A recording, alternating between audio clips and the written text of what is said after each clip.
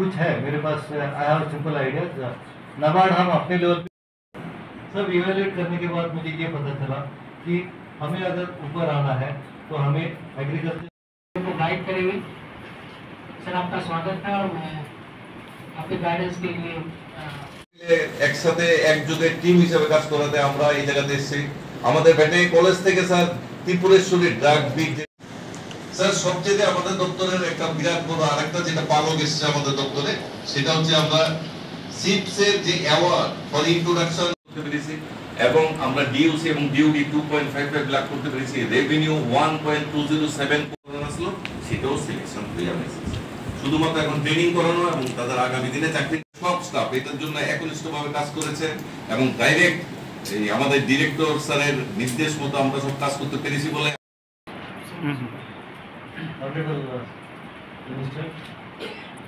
हमारे अगरतला अनिमेश को जो यहाँ पे एक विशेष থাকবে। আমরা শুধু এই লঞ্চিং করিনি, আমরা অনেকজন কনসুলটেন্ট থেকে আমরা ইন্টারভিউ আমরা ট্রেনিংও করিয়েছি। नेक्स्ट से स्टेट लेवल रिव्यू मीटिंग है। सबसे पहले मैं स्वागत करना चाहूँगा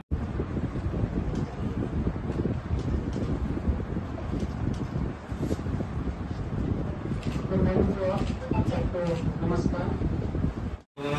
সেটাও সিলেকশন হয়ে যাবে। শুধুমাত্র এখন ট্রেনিং করানো এবং তাদের আগামী দিনে চাকরি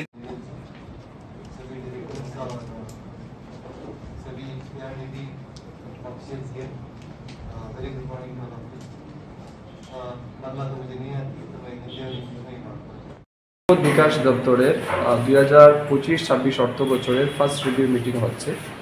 এই রিভিউ মিটিংয়ের মূল উদ্দেশ্য হচ্ছে এই বছর সরকারের পক্ষ থেকে যে বাজেট বরাদ্দ করা হয়েছে ডিপার্টমেন্টে, সেটাকে কিভাবে আমরা বাস্তবায়িত করব, আমাদের আরও কী কী পরিকল্পনা রয়েছে। গত বছর যেটা ফিনান্সিয়াল ইয়ারে অর্থাৎ 2024-25-এ আমরা যে টাকা পেয়েছি সেটা আমরা কতটা কাজে লাগাতে পেরেছি, যে প্রকল্প আমরা হাতে নিয়েছিলাম, টার্গেট নিয়েছিলাম, সেটা কতটা অ্যাচিভ হয়েছে, সমস্ত বিষয়ের উপর আজ আমাদের আলোচনা হবে। তার সাথে সাথে আমাদের রাজ্যের লাইভস্টক ফার্মার্স যারা আছেন তাদের আর্থিক সামাজিক মান উন্নয়নের ক্ষেত্রে এই ডিপার্টমেন্ট আরও কত ইনিশিয়েটিভ নিতে পারে, ইনোভেটিভ আইডিয়া নিয়ে কাজ করতে পারে, সেই সমস্ত বিষয়ের উপর আমাদের কনসার্ট অফিসার যারা আছেন তাদের সাথে আমাদের আলোচনা হবে। তার সাথে সাথে যারা বিভিন্ন ডিস্ট্রিক্ট থেকে এসেছেন তাদের কাছ থেকে আমরা ফিডব্যাক নেব, গ্রাউন্ড লেভেলে কাজ করতে গিয়ে তাদের কী অসুবিধা হচ্ছে, আরও কী করা যেতে পারে, এই সব কিছুর উপরেই একটা কম্প্রিহেন্সিভ ডিসকাশনে আজ আমরা যাব। আচ্ছা, সামনে 100 দিনে আরও কী কী কাজ থাকবে?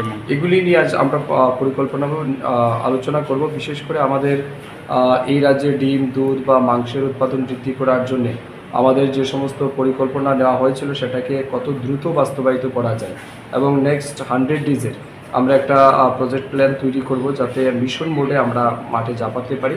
আর তার চেয়ে বড় উদ্দেশ্য হচ্ছে আমাদের রাজ্য সরকারের যে বাজেট রয়েছে, কেন্দ্র সরকার থেকেও যে আমরা টাকা পাচ্ছি, সেগুলিকে মানে 100% যাতে স্যাচুরেশন মোডে নিয়ে যাওয়া যায় সেই বিষয় নিয়ে আমাদের আলোচনা হবে।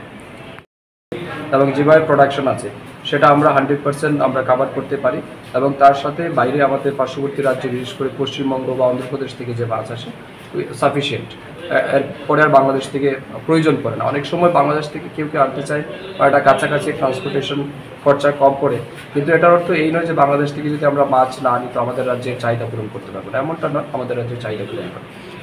বন্যার পরে যে চাষিরা মানে ক্ষতিগ্রস্ত হয়েছে তাদের কি সম্পূর্ণ টাকা পেয়ে গেছে? সম্পূর্ণ টাকা আমরা দিতে পারিনি। আমরা ফার্স্ট ফেজে গত 3-4 মাস আগে একবার দিয়েছিলাম, অর্থাৎ বন্যার ধরুন 2-3 মাসের মধ্যে আমরা কিছু টাকা দিয়েছি। রিসেন্টলি আমরা আরও 17 কোটি টাকা আমাদের বিভিন্ন ডেপুটি ডাইরেক্টর লেভেল তাদেরকে দিয়েছি। তো এটাও সাফিসিয়েন্ট না, আমাদের আরও ডিমান্ড রয়েছে সরকারের কাছে, সেন্ট্রালকেও আমরা পাঠিয়েছি রিকুইজিশন, আসলে আমরা সাবসিকুয়েন্টলি দিতে থাকবো।